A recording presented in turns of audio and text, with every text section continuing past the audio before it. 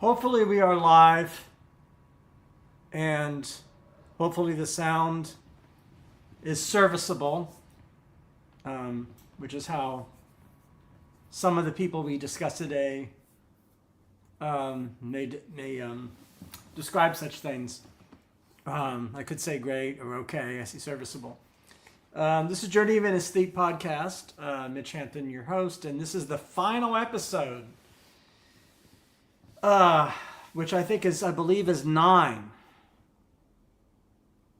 9 episodes on one topic: Isaiah Berlin and Romanticism. And I brought out my TV today because I'm gonna unveil it and show some clips of Berlin at the end of his life,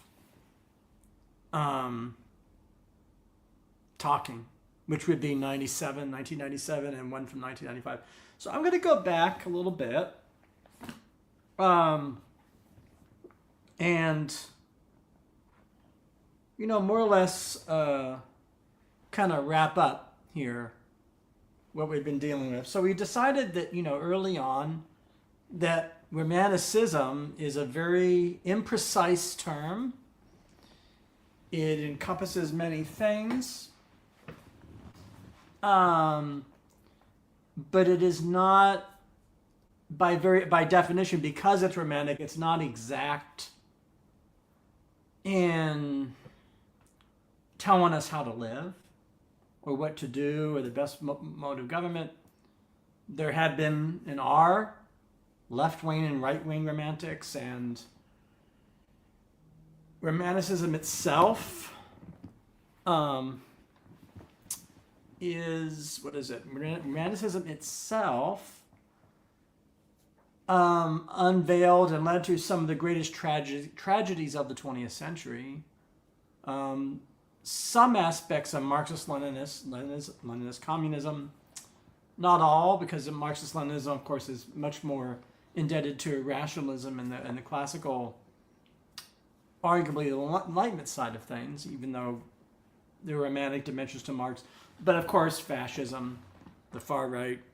And so in that sense today, we are wholly romantic. We never stop being romantic, even if one of the central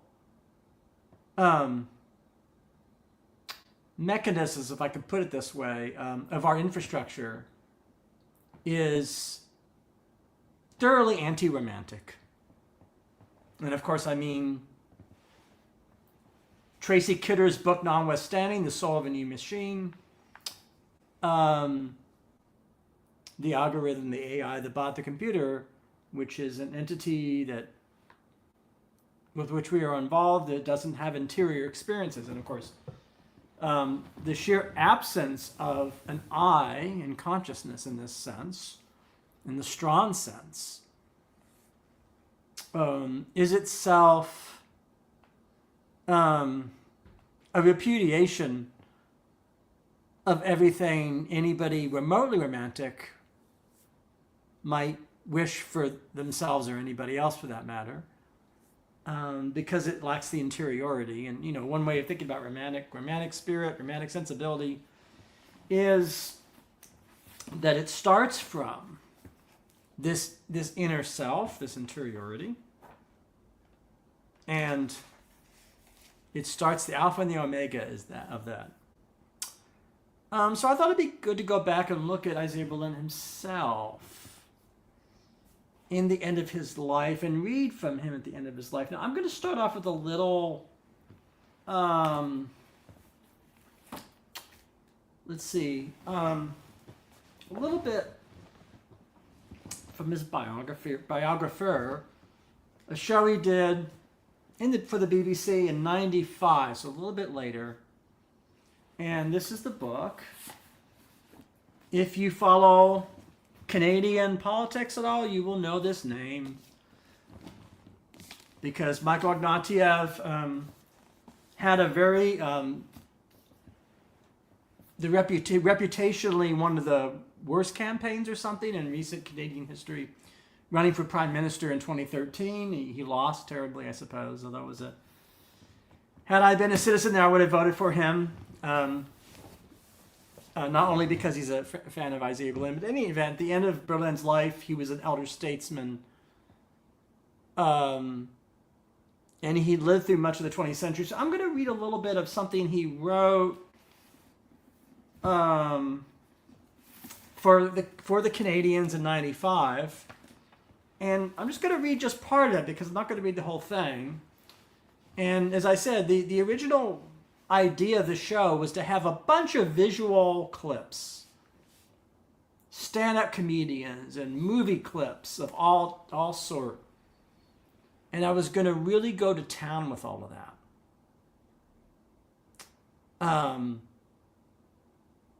And in middle of this series decided against it because I like the ease of just sitting in my chair and dealing with these texts and reading. And I wanted to put out episodes that would not be stricken or challenged in any way with some copyright issues. But I'm going to say anyhow, the material used for the purpose of commentary and criticism, which is our good friend the Copyright Act of 1976. We are now in 2026. Is interesting. It's the fair use doctrine of copyright law. So even though I'm going to show these two clips of people in chairs talking from the BBC, just in case, just because it's not a scene from Now Voyager or La Maman Le Patin or Lenny Bruce or Sarah Silverman or John Coltrane or any of the other things I was going to play, many of them. I had a whole list. You can see I have the whole thing. So we're just going to go back to text. And this is kind of an interesting thing. This is Berlin at the end of his life, and it's a message to the 21st century, which is the century we're in. And it's just interesting to read after all this time that we're in the century he's, actually 94. It's even earlier still, a year before 95. So he received an honorary degree in Canada, University of Toronto. So we're back to Canada again. And it was read for him. And I'm just going to read a little bit here.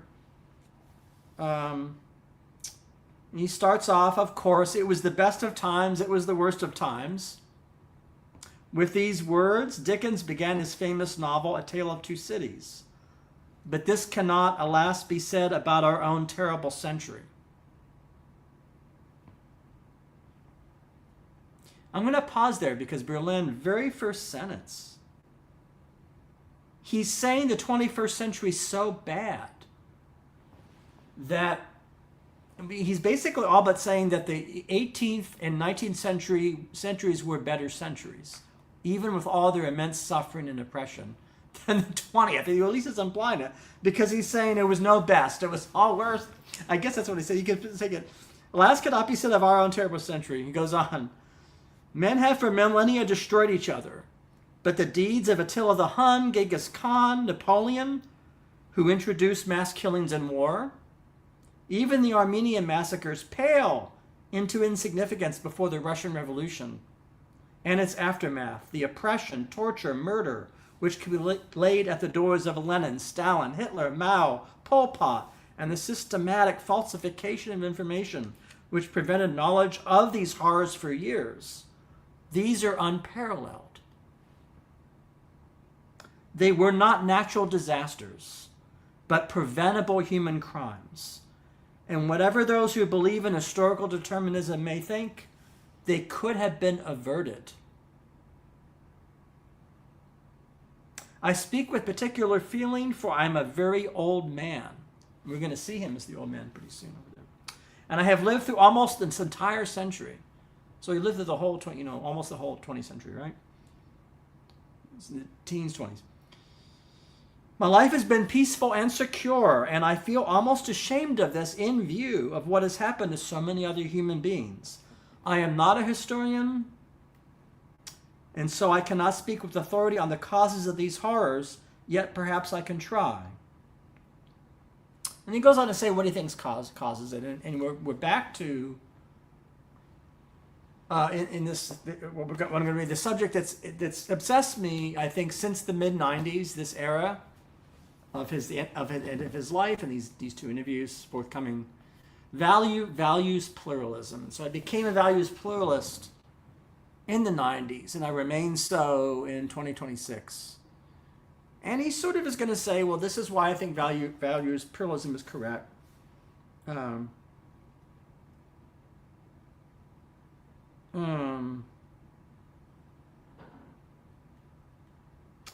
He says they were not, again, the cause of all these horrors is violence, inhumanity is how they put it back in those years. They were not caused by ordinary negative human sentiments, as Spinoza called them. Fear, greed, tribal hatreds, jealousy, love of power. These, of course, played their wicked part. They have been caused in our time by ideas, by rather one particular idea.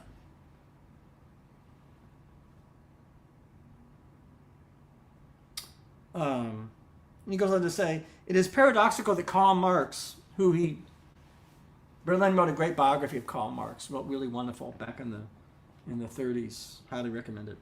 Karl Marx, who played down the importance of ideas in comparison with impersonal social and economic forces, should, by his writings, have caused a transformation of the 20th century, both in the direction of what he wanted and by reaction against it. The German poet Heine, in one of his famous writings, and the writing here is on the history of religion and philosophy in Germany, Heine says, do not underestimate the quiet philosopher sitting in his study. If Kant had not undone theology, he declared, Robespierre might not have cut off the head of the King of France. Now, of course, that's laying a big responsibility burden at the feet of Kant, but you take his point that ideas have consequences. Heine predicted that the armed disciples of the German philosophers Fichte, Schelling, and other fathers of German nationalism would one day destroy the great monuments of Western Europe in a wave of fanatical destruction, before which the French Revolution would seem but child's play. This may have been unfair to the German metaphysicians, yet Heine's central idea seems to me valid. In a debased form, the Nazi ideology did have roots in German anti-Enlightenment thought. There are men who will kill and maim with a tranquil conscience under the influence of the words and writings of some of those who are certain they know perfection can be reached. And then he goes on to talk about the root conviction. And I don't know whether to read it here or hear him speak about it, because in the video. I'll just go over it here. Remember I started off with the three propositions. This whole series I started with three questions, three assertions, questions, that according to Berlin governed the thought of pretty much everybody around, at least in the West. Christians, Jews, atheists, Protestants, Catholics, and even going back to Athenians, Renaissance, all these folks, so different from each other, so dissimilar from each other, shared these three big convictions. Number one, that for every question, there is one answer. An objective, true answer. That's the proposition number one. Proposition number two is there is a method to find out such an answer. So it's doable, solving these questions or answering them. It's something you can answer. It's not going to be infinite mystery, deferred mystery, but there is a best method. So not only is there a correct answer to these questions, whatever the question may be, that there is a correct method. Now there's of course disagreement. You can consult sacred text, the Talmud or the Bible for your answer, or meditate or pray, or you can use science. But for Berlin's purposes, those are roughly equivalent, because the person doing it believes this is the method, and also because it presumes that there is a method. And so that's number two. And number three is that whatever the motley various questions there are in the world, whether about physical matter, whether about ideas or truth or justice or freedom or anything, that when you collect all of those questions and all the answers, that there will be no contradictions and that they'll fit into some cosmic jigsaw puzzle in the sky, cosmic order. They will fit together, or as Berlin says, a structure of things. There's a great passage here, typical of Berlin. The great Athenian philosophers, Jews and Christians, the thinkers of the Renaissance and Paris of Louis XIV, the French radicals of the 18th century, the revolutionaries of the 19th, however much they differed about what the answer was or how to discover it, and bloody wars were fought over this. And think about the 30 Years' War and all these different wars. Extraordinary. The Inquisition, right? Spanish Inquisition, etc. However much they differed about what the answer was or how to discover it, they were all convinced that there was an answer. And that if you didn't have the answer, it must only be human vice and stupidity which was obstructing its realization. This is the idea of which I spoke, and this is Berlin. And what I wish to tell you is that it is false. So he says these three propositions are all false. Not only because the solutions given by different schools of social thought differ, and none can be demonstrated by rational methods, but for an even deeper reason. The central values by which most people have lived in a great many lands and in a great many times, these values, almost if not entirely universal, so he says they're practically universal. He reminds us it's not that he's not a relativist, they're not just invented, they're universal. But here's the catch, right? These values are not harmonious with each other. Some are, some are not. Man has always craved liberty, security, equality, happiness, justice, knowledge, and so on, but complete liberty is not compatible with complete equality. If man were wholly free, the wolves would be free to eat the sheep. And so you get the idea. And he goes on, justice is not always compatible with mercy, creative imagination, spontaneity, splendid in themselves, cannot be fully reconciled. And so he says you must weigh and measure, bargain and compromise. And that's a solution.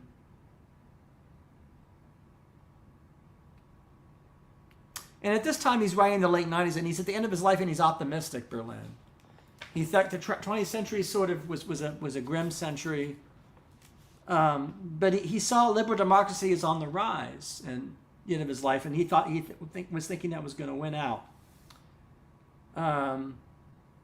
He says here, and he's even more wrong, sadly, he says, even China, the day is not too distant. So he, much like a former president from the 90s, or former president, he thought China was going to go the way of democracy, which did not happen. So it was a lot of, he says, I'm glad to end on an optimistic note. There really are good reasons to think it is justified. So, I'm not really interested so much in him being wrong about his predictions. Because so many were wrong. People at that time did think that there'd be more democracy today, not less. Many of us certainly didn't predict the U.S. would be behaving as it is now, which is quite extraordinary in its negativity. I mean, unusually, even by any measure, even if you're the most far left wing critic and anti-America, even you, someone of that precision would even be shocked, right? So this is even beyond the pale. But that's where we are. So I want to go back and look at some of these videos, because you're seeing him at the end of his life, and you're seeing, his and as we can see here, one of my unveil this.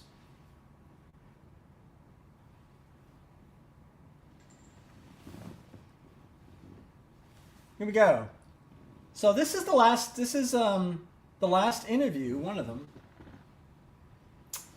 and he immediately talks about what the Romantics taught him. And very much relates to our series. And so let's listen and talk about this. I'm going to use, hopefully, if you don't mind, I'm going to use captions because of the maybe hard to decipher. So let's look at this. I think really it began. Oops, my mistake. When I began thinking about the Romantics. Romantics. That's when it happened. You see, I began thinking about German Romantic thinkers at the end of the 18th century. That, I think, is when I conceived the idea clearly, first of all. You see, I realized that they administered a considerable blow to something which was the central philosophy of the West, namely, that to all genuine questions there must be an answer. That's something I was just saying. If there is no answer to the question cannot be real. That's another thing. If there is not an answer to the question, many philosophers, particularly in his circle in the early 20th century, remember, this very much connects to my book launch on the four great Iris Murdoch and the four women who say philosophy, because their world is his world. Same geography, same time period. And in a very real sense, all four of those women rebelled against Berlin himself and his friends, rebelled against the scientific, not that they're anti-science, but rebelled against the science only, or rationality only criteria, which he it's interesting. And Berlin too is like, Maybe one true answer. Yeah, that's right. If there's no answer, that means it's not a real question. And we're back to Freddie Ayer and saying nonsense. They love to use the word nonsense for everything. Very much a spirit of the 20s and 30s in Oxford, Cambridge. Make philosophy a science. Make it like biology, or make it like genetics or something to the double helix. All the other questions must be false. Yeah, all good false. One good, many bad. We'll find that in Spinoza, Plato, and anybody else who like to think of. And that war had been fought about on that principle, well, that belief. The question was how to find the answers. Now, about that, there were differences. About the differences, wars were fought. Some people thought you did it by, I don't know, reading sacred texts, and others thought it done by democratic votes, and various other possibilities. And, of course, since salvation ultimately rested on being able to discover the answer, how should we live? Wars were naturally fought about the central method for the discovery of this all-important truth. The question was, what is the method? Well, that has never been settled. And that remains, for those who believe that, still an open question. But I thought, I wondered at some point whether this could be valid. The idea being this: when you've discovered all the answers, maybe you never will, but when you have, or if you have, then all the true propositions must be compatible with each other. Because one truth cannot be inconsistent with another truth. That is an a priori proposition. When you attain to that, then life will become perfect. Because you cannot follow a life which you know to be based on untruth. That, I think, has been the center of a great deal of human thought, from Plato to the positivists of our own time. And still, I guess, is a very consistent idea in our world today. A lot of people believe it. Yeah. A lot of people believe it. It was believed in the Middle Ages. It was believed by Jews and Christians. It was believed in the Renaissance. It was believed in the 18th century. In fact, it's such a predominant view. I must confess, your host does not share it, does not believe it. I think, so I kind of side a little bit with Berlin on this. But it is a minority view. This kind of view. But what I mean is that it's so pervasive, indeed, that to deny it can get you called a nihilist. People say, well, Mitch, if the world is this disunity, how do things hang together? And so, of course, I would go on to say that things could at one at the same time be unified and not together and separate.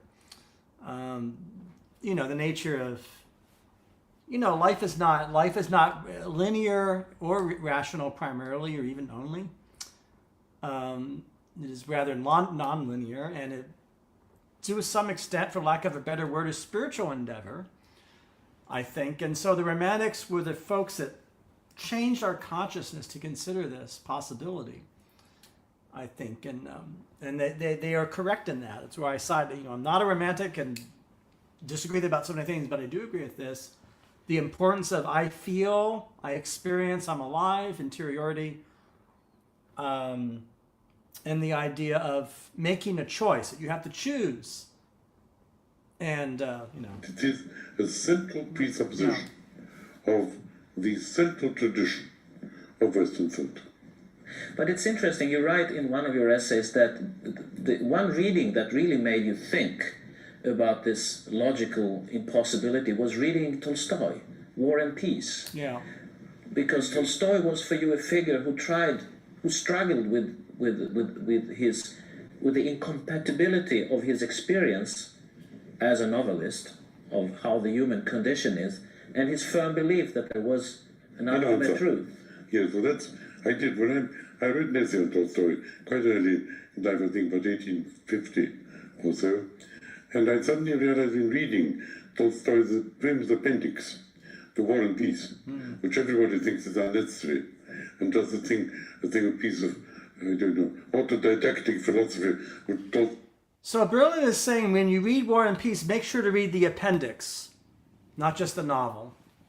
And I appreciate that because it is a great appendix. And people sometimes, I guess, skip it if they read War and Peace. Anyhow, there's the contradiction is in Tolstoy, I guess his Christian pacifism, if that's the word for it, and his recognition of disunity and incompatibility of values.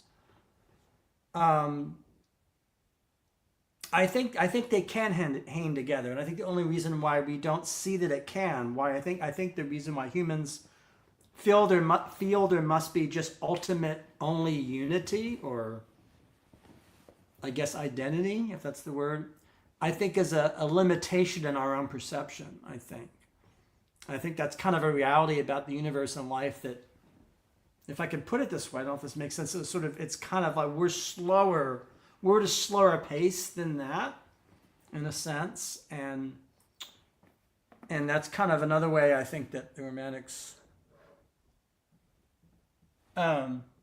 Anyhow, Berlin and Tom Stoppard were acquaintances. And I'm going to get to that in a second. I'll talk a little bit about Hervé Berlin's influence on Tom Stoppard, of course, Russian thinkers, the essay Russian Thinkers. Let's go back and interesting here. Stuck on this great novel quite unnecessarily, rather a boring piece of homemade philosophy, but which I believe to be a very brilliant essay, well worth examining. In that essay, he more or less says that we don't know that the important questions for us don't appear to have obvious answers, but he thinks he's discovered them. If you live according to Christ's teaching, that is the answer to how human beings should live. He didn't believe in the divinity of Christ, but he believed that Christ was the best man who ever lived and that he knew the truth. Well, if you read Tolstoy's novels, this does not emerge. They're entirely filled with very different characters who don't agree with each other, all of whom have ideals. All the ideals are genuine ideals, and the genuine ideals clash. And the whole of his writing is largely founded upon the inevitable tragedy. Of this collision. Yeah, so that's interesting. In Tolstoy's novel, I think what he's saying is that Tolstoy paints characters, each of whom has a point or is correct in a way. So it isn't like, some are wrong and some are right, or there's one. No. That you can see that they're all in a way equally right, but that they don't go together. And I think that's just kind of the genius of Tolstoy's.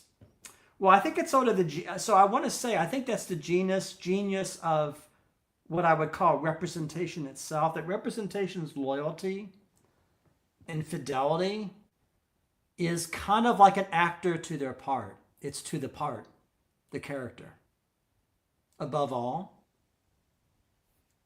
I think that, Laurie, don't you folks talk about defending the character? It's in a way, actors talk about this, I think, defending the character. The character is all, and it's the character's truth, rather than having that character have to refer to some overarching principle, you know.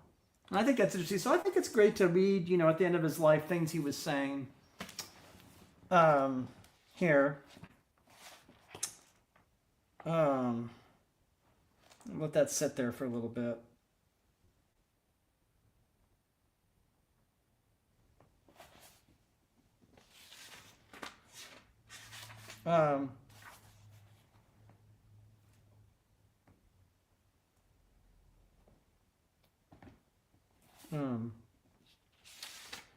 So in 1995, here's a letter to Michael Wasler, who's currently a really, really well-known political philosopher.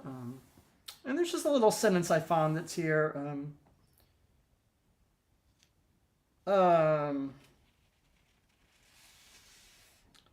Unless a human being is in a position either to do or to be X or not to do be it, that is the minimum. Either to act in this or that way or to commit suicide, or be hypnotized for the rest of one's life and become a kind of zombie. Unless this capacity for choosing, freedom, is present, then I hold that human beings cannot remain human at all. And to the degree to which it is diminished, to that degree there is dehumanization.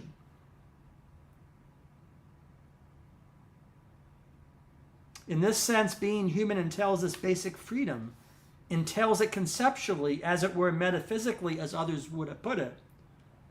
But I do not. So he rejects the metaphysical aspect of it, but he accepts the truth, another kind of truth of it.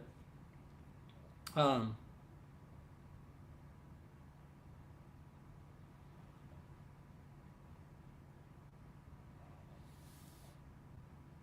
he goes back to Herzen's My Life and Thought, Alexander Herzen, who is the patron saint of, I think, Coast of Utopia, Stoppard's play. Anyhow, there's a letter here to one of the greatest concert pianists who ever lived, Andras Schiff, a Bartók expert, Hungarian, and it's a letter from 1996. And Berlin writes to Andras Schiff. Andras has just done Bartók's Piano Concerto. Actually, Bach Concerto in Salzburg. He says, "This is only to tell you that your Bach Concerto in Salzburg, which I rightly preferred to attend to going to Sir George Solti's conducting of Fidelio on the same night, though I falsely promised him to do so." So Berlin lies to this conductor, Sir George Solti, and says I'm going to see Fidelio, but sneaks out and instead the same night goes to see his pal Andras Schiff perform Bach and piano. So it's one famous line to one famous musician saying, "I'm coming to your gig," and says I'm going to. But he says, "I have never heard Bach played as you do." Really amazing. I heard Andras Schiff in recital play Bach and Bartók. It's really he's like a Horowitz. He's one of the greats. I'm sure Beth Levin would agree with us on this. Beth Levin's one of the greats in classical piano.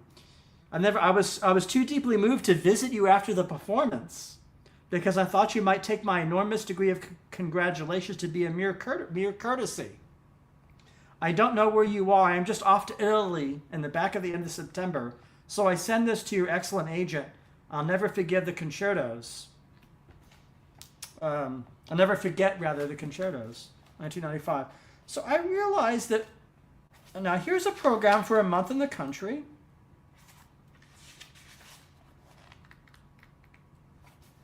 Turgenev, month in the country. Translated by Isaiah Berlin. So this translation I saw with John Hurt in London. John Hurt and Helen Mirren. So I saw a production. It's not, this would probably have been pretty good, but it's that same translation. Peter Hall directing. Let's get into British theater talk. It's fun. So,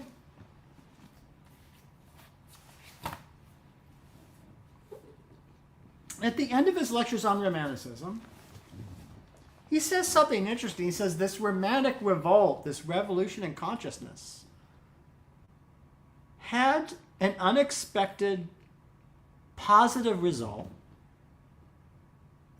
It was a boost. So I remember I said in the early part of this episode, I blame Romanticism in part for fascism and Nazism and many unfortunate things.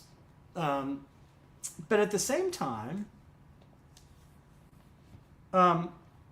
again, Romanticism is so capacious. It can be so, it doesn't have clear boundaries around it as a doctrine. It's not clear. It's not a doctrine. Berlin says that this Romantic Revolution makes possible modern ideas of toleration and civil rights itself. Indeed, liberalism itself and liberal democracy. He says as much. He says those Romantics some of them would have been very unhappy at the uses, but there were uses of their doctrine. So he says here, the result of Romanticism then is liberalism, toleration, decency, and the appreciation of the imperfections of life. The appreciation of the imperfections of life. This was very far from the intention of those Romantics. So those Romantics wanted something much wilder. They wanted a wild new kind of reality of consciousness, I guess. Not something that's could ever be accused of being anodyne or anything like that. This is very far from the intentions of the Romantics, but at the same time, into this most strongly emphasized the unpredictability of all human activity. He says they were hoist with their own petard. Aiming at one thing, they produce, fortunately, for us all, almost the exact opposite. And so maybe the truth that's in Romanticism there, the thing they didn't want, or so he claims they did not want, was there from the start and was perhaps necessary in human development. And I think that there's some truth to that. I do think that. That's another one of the reasons I did this series, is to talk about that.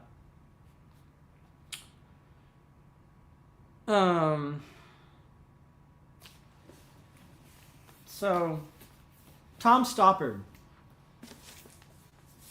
I'm going to keep coming back to Tom Stoppard. Eventually I'm going to do a little something on him. I don't know in what form for our podcast. This is sort of a kind of a prelude or prequel to that. So Berlin wrote these essays, 1978, Russian Thinkers, where he says, well, these Russian thinkers. And the famous essay on Tolstoy, The Hedgehog and the Fox. And Tom Stoppard says, I am infected by Isaiah Berlin. Because of Berlin's writings on these people, the simplest way to put it is that I fell in love with them. At first intellectually, but as my reading expanded, I felt an emotional engagement with their stories. That means the biographies of the Tolstoy and Turgenev.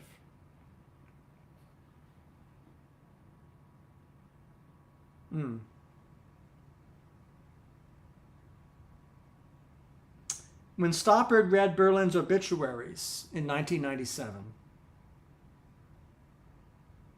he said that I too am a Jewish intellectual, a childhood immigrant from Eastern Europe to England, right? Czech, he's part Czech. Eastern Europe to England, a man of ideas and of the world, immensely loquacious, with a gigantic appetite for knowledge, a quicksilver brain, passionate cultural interests, and insatiable curiosity.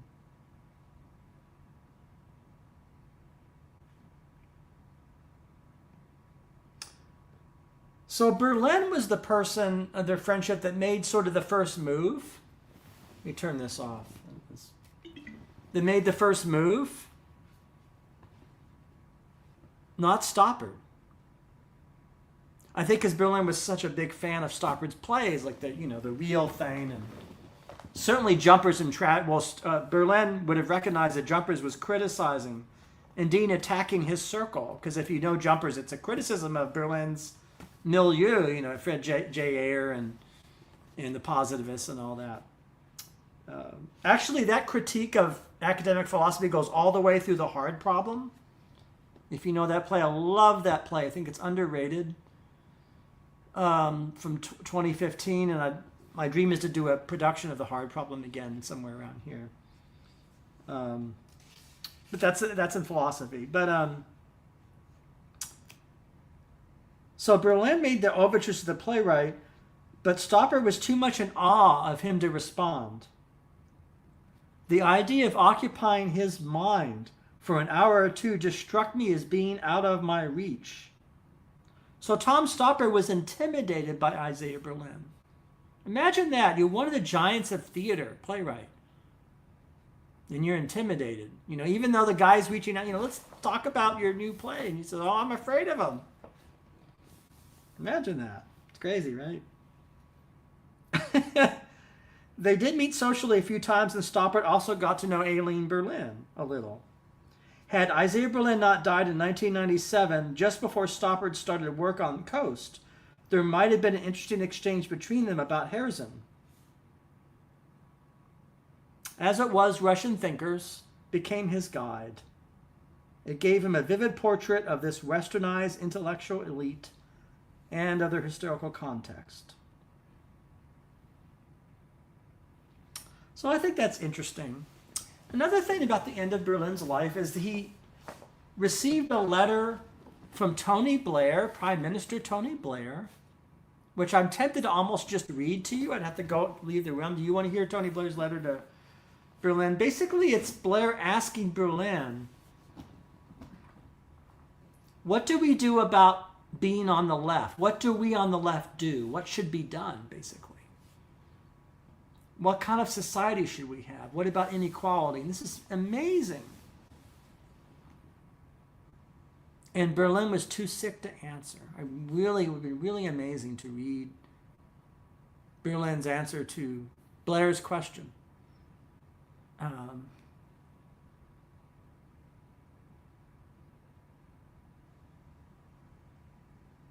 So I think I've said enough for this episode. I'm gonna conclude this series, and I've really enjoyed it. I don't want to be misunderstood. Just because I'm not showing a bunch of clips on a video, on a TV, doesn't mean I don't enjoy reading. As you can see, I like reading books. And I think in this day and age, words and getting acquainted with syntax and sentences could not be more important than images, actually. We need this letter. Okay, I'll be back. Laurie says she wants a letter. Okay, so you want a letter. All right.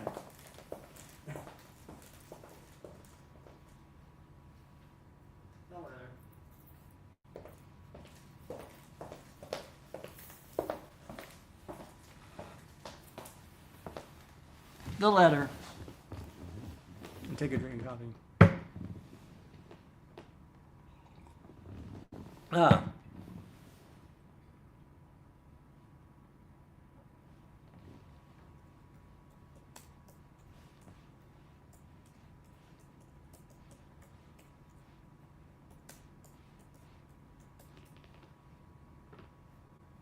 Here we go.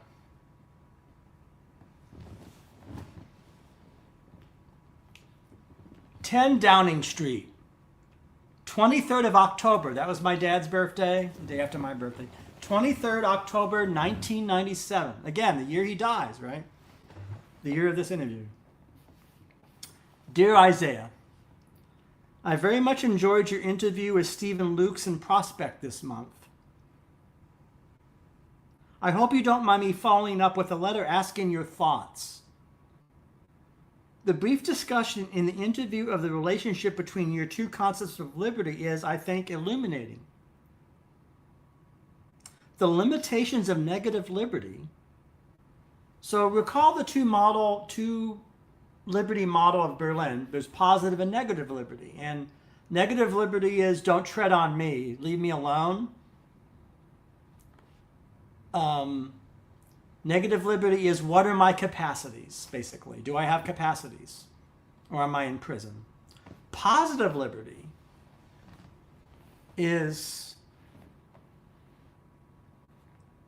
the sort of the free exercise of those capacities towards a particular good or goal. And for Berlin, those are separable and they're different. They're both forms of liberty. They're both forms of freedom, but there's Yes. So in any event, the limitations of negative liberty are what have motivated generations of people to work for positive liberty, whatever its depredations in the Soviet model. So Berlin's saying, we on the left wanted a better world, even though it was ruined and wrecked by the Soviets. He admits that. That determination to go beyond laissez-faire continues to motivate people today. And I should say, actually motivated Tony Blair himself, believe it or not, even though Tony Benn might disagree with that. Great old Tony Benn, or people to the left of Blair, but still, it was one, labor, new labor. You seem to be saying in the interview that because traditional socialism no longer exists, there is no left. But surely the left, over the last 200 years, has been based on a value system that existed long before the Soviet model and living on well beyond it. As you say, the origins of the left lie in opposition to arbitrary authority, intolerance, hierarchy. The values remain as strong today as ever, but no longer have a ready-made vehicle to take them forward. That seems to me to be today's challenge. Political economy has been transformed over the last 25 years. So he's talking about the changes in the 80s and 90s, right? Last 25 years. And it is here that there's a great deal of work to be done. But there remains action, too, to devolve political power and to build a more egalitarian community. So reconstruction, yes, but the end, no! Exclamation point. Right? I would be interested in your further thoughts, views on the current situation, its historical place and significance, and the prospects for renewal. All good wishes, yours ever, Tony Blair. Now,